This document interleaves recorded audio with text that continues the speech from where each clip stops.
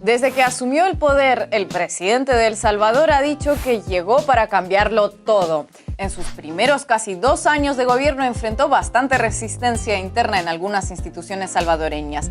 Pero tras superar ese obstáculo con la reciente asunción de la nueva Asamblea Legislativa, ahora lo novedoso es que comienza a enfrentar cierta resistencia externa. Y no cualquier resistencia externa, ¿eh?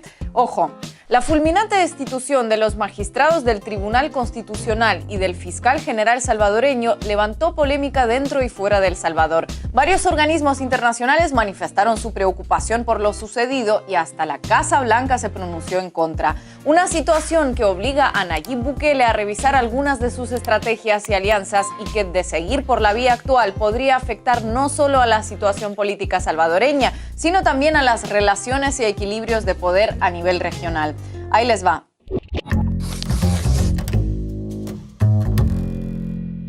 Comencemos por los hechos. En las pasadas elecciones legislativas de febrero, el partido de Bukele, Nuevas Ideas, arrasó con el 66% de los votos y obtuvo 56 de los 84 escaños de la Asamblea Legislativa.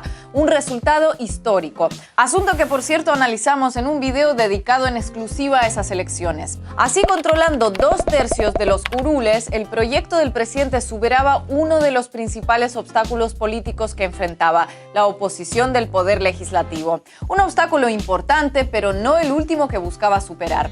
Y eso fue lo que hizo el 1 de mayo, cuando los nuevos legisladores ocuparon sus escaños. En el primer día de sesión, el nuevo Parlamento votó a favor de destituir de manera fulminante a todos los jueces del Tribunal Constitucional, la más alta instancia judicial del país, y de inmediato designó a sus sustitutos.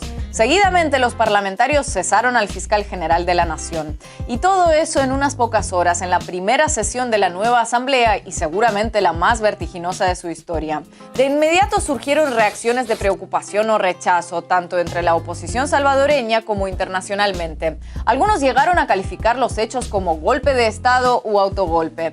Voceros de la ONU, la Unión Europea, la Casa Blanca, la Comisión Interamericana de Derechos Humanos u organizaciones como Human Rights Watch describieron lo sucedido como una violación a la independencia de poderes y advirtieron de un riesgo de que Bukele implante un régimen autoritario en El Salvador. El impacto político internacional fue tan grande que incluso logró que, sin tratarse de Cuba o Venezuela, la OEA se pronunciara, y como si eso no fuera suficientemente inusual, su secretario general Luis Almagro incluso tuiteó el comunicado.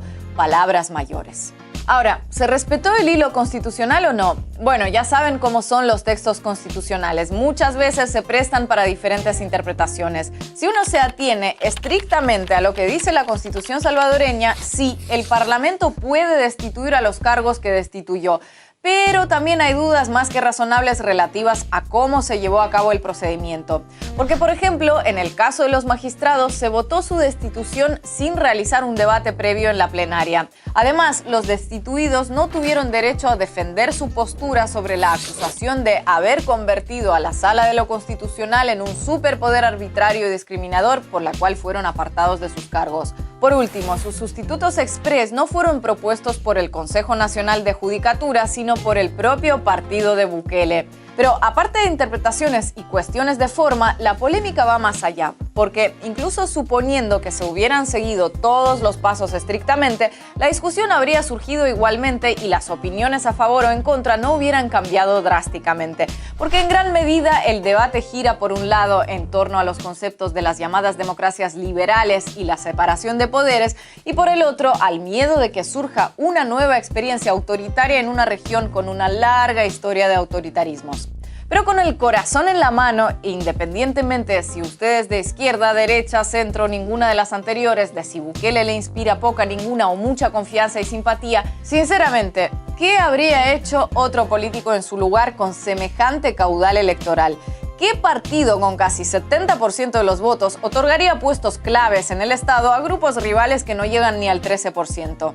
Sin embargo, incluso si lo hecho se ajusta plenamente a derecho y admitiendo que lo avala una gran mayoría de salvadoreños, tampoco implica que por eso no pueda tener un reverso oscuro. Por lo pronto, porque contradice el propio discurso de Bukele que lo llevó a la presidencia.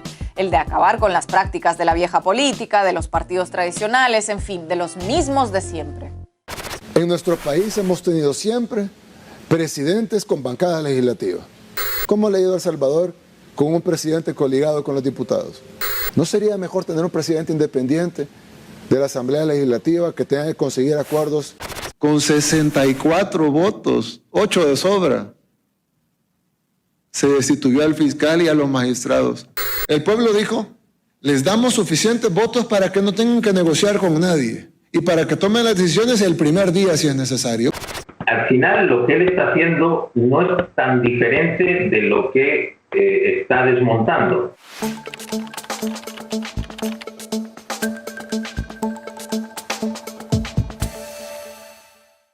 Me explico.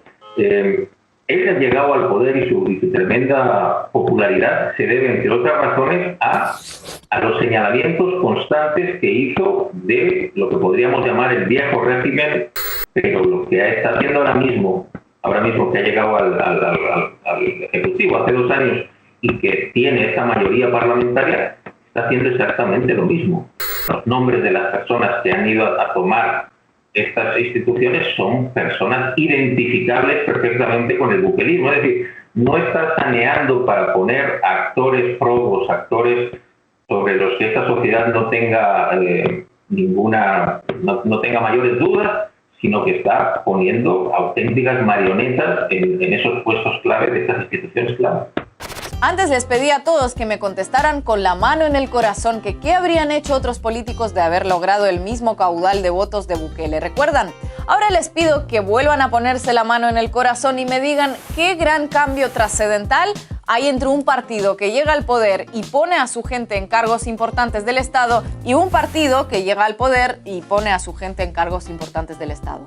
Porque, ojo, no es mentira que el fiscal destituido era abierto defensor de uno de los partidos tradicionales, Arena, pero no es menos cierto que el nuevo fiscal es un protegido del ministro de Seguridad de Bukele. Así que todo indica que, como diría Héctor Lavoe, estamos ante un clásico quítate tú pa' ponerme yo. Y podrá ser muy lógico desde el punto de vista de quien asume el poder y quiere implementar cambios o gobernar sin que le metan palos en la rueda, pero no tiene mucho de política renovada o nueva idea que digamos.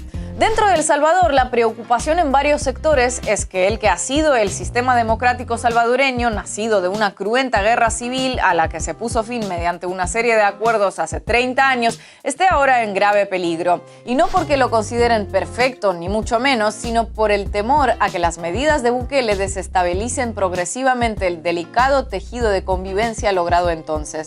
Y equivocados o no, echando un vistazo a la historia de la violencia política que asoló el país y dejó profundas heridas que todavía persisten, no puede decirse que sea una preocupación gratuita o injustificada. Pero el principal obstáculo que tendrá que enfrentar Bukele no está ni dentro de El Salvador ni en discusiones sobre equilibrios o desequilibrios entre distintas filosofías de gobierno, sino en su relación con la Casa Blanca. Porque si dentro de la región centroamericana el denominador casi común es el de dependencia a los dictados o chantajes de Washington, el caso de El Salvador sobresale en ese aspecto. Una realidad que ni siquiera los gobiernos del izquierdista FMLN lograron variar significativamente. O sea, es una relación mucho más intensa que la que tienen otros países de América Latina. Primero por el fenómeno de la migración, es el destino número uno para la migración salvadoreña, migrantes indocumentados en su inmensa mayoría. Se estima que hay unos 3 millones de salvadoreños en Estados Unidos y El Salvador es un país que tiene 6.8 millones de habitantes. La economía salvadoreña se sostiene en un porcentaje elevadísimo en las remesas de sus migrantes. Durante 2020, los salvadoreños radicados en Estados Unidos enviaron a su país casi $6.000 millones. Para que se hagan una idea, es una cifra no muy inferior al presupuesto general del Estado aprobado para El Salvador ese mismo año. Más o menos entre el 20 y el 25% del PIB, del Producto Interno Bruto, llega cada año en remesas que envían esos 3 millones de salvadoreños que están en Estados Unidos. 20-25% del PIB. Cualquier regulación, cualquier elemento que viniera a sobrepasar o a complicar el envío de remesas sería un golpe durísimo a la economía salvadoreña. A la Casa Blanca no le gustaron los cambios introducidos por la nueva asamblea de mayoría oficialista y para no estar el gobierno salvadoreño alineado con ningún eje del mal bolivariano ni nada que se le parezca, el tono del ejecutivo de Biden fue inusualmente duro y hasta amenazante. Además, la cosa no se quedó en simples declaraciones. La jefa de gabinete de Bukele y otras personas de su círculo de confianza fueron incluidas en una lista de políticos centroamericanos a los que Washington acusa de corrupción. Honor que en extremadamente raras ocasiones las autoridades de Estados Unidos otorgan a quienes consideran aliado. Pero al mismo tiempo es de momento complicado que Joe Biden pueda ir más allá y echar mano del arma más efectiva de la Casa Blanca a la hora de presionar al gobierno de turno en El Salvador, los migrantes. Porque actuar contra ellos o contra sus intereses sería contradecir frontalmente el discurso de los demócratas al respecto y así erosionar parte de su base electoral. Yo creo que Nayib Bukele juega con estas cosas. Juega, por ejemplo, con que también le pasaría factura a la administración Biden tomar medidas como expulsar a migrantes o poner o no renovar el Tratado de Protección Temporal.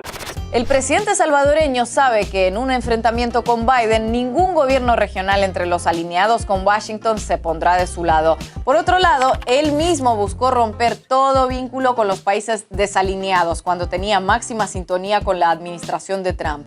Entonces, con una tensión creciente con la Casa Blanca y ante el peligro de quedar aislado en la región, empezó a sopesar otras opciones y otra vez contradiciendo lo que sostenía durante su campaña electoral cuando criticaba la alianza del FMLN con China a costa de 80 años de relaciones diplomáticas salvadoreñas con la isla de Taiwán. En estos días el presidente intensificó su acercamiento con Pekín con un lenguaje de fraternidad y cercanía que rara vez se ve en la región, a excepción de Cuba y Venezuela. Así que como ven, la partida se juega en varios tableros al mismo tiempo y Bukele, aún sosteniendo que llegó para cambiarlo todo, no renuncia a incurrir en las mismas viejas prácticas y estrategias políticas que critica a sus rivales internos y externos mientras considere que éstas contribuyan a afianzar su proyecto.